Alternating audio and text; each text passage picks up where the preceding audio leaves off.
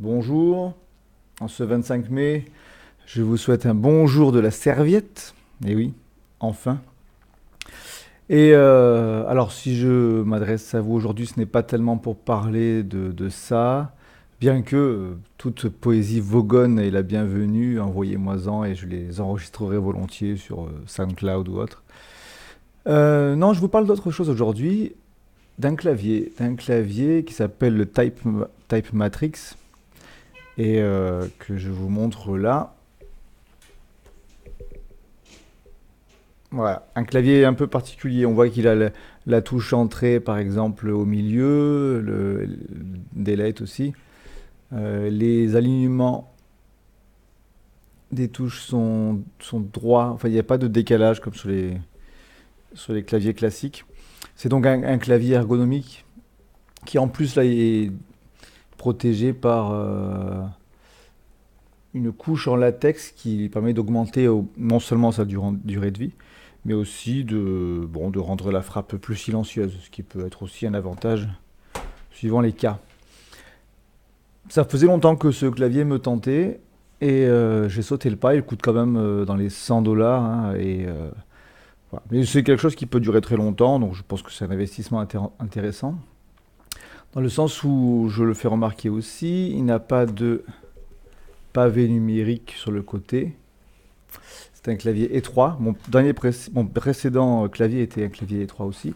Euh, c'est déjà un bon point, puisque les claviers classiques qui contiennent un pavé numérique nous obligent surtout à décaler la main de la souris sur la droite, ce qui fait qu'on a une torsion inutile du coude qui peut être mauvaise à long terme.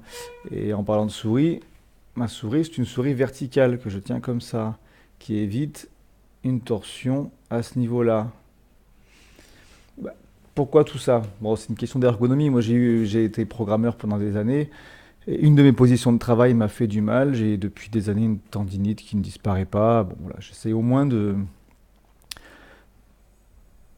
d'alléger certaines douleurs qui peuvent survenir, qui sont d'autant plus gênantes que dans les moments où j'ai envie d'écrire beaucoup, au bout d'un moment, ça devient un frein.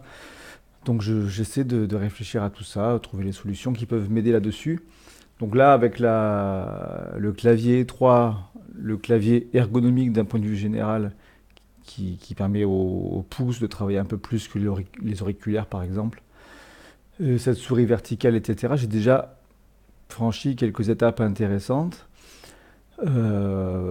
Pour la souris, ça fait longtemps que je m'en sers et je confirme que vraiment c'est quand même, même si la plupart des gens ne vont pas forcément se blesser avec une souris classique, c'est quand même un avantage. Et celle-ci, ce modèle-là n'est pas cher, je mettrai un lien. Il y en a des très très chers, mais on peut en trouver des tout à fait corrects pour vraiment pas grand-chose. Le clavier, lui, est un peu cher, mais on peut trouver d'autres claviers ergonomiques à des tarifs raisonnables. La prochaine étape sera de passer à la disposition de claviers Bepo. Alors c'est encore autre chose. Mais ça, on peut le faire avec n'importe quel clavier. Vous aurez sans doute remarqué que le clavier AZERTY ne permet même pas d'écrire tous les caractères de la langue française, notamment les majuscules accentuées. Et c'est ballot. Et en plus, c'est un clavier qui avait été, encore, même pour la langue anglaise, il n'est pas parfait du tout, mais en tout cas, il n'est pas du tout adapté à l'équilibre adapté à la fréquence, on va dire, des lettres dans l'alphabet, dans l'écriture française. Ce qui fait qu'avec une autre disposition, alors elle s'appelle Bepo parce que les premières lettres, là où ça démarre en AZERTY sur les claviers courants, eh bien, ça va démarrer à la place en B, non pas E, B, E, P, O, etc. C'est pour ça qu'on l'appelle comme ça.